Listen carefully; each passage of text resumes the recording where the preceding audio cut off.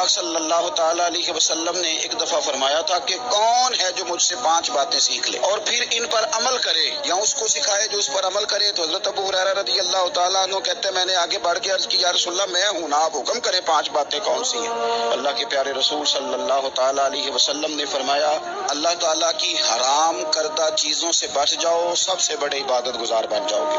پھر نبی پاک صلی اللہ تعالیٰ علیہ وسلم نے دوسری بات ارشاد فرمائی، فرمایا اللہ تعالیٰ کی تقسیم پہ راضی ہو جاؤ، سب سے بڑے غنی بن جاؤ گے۔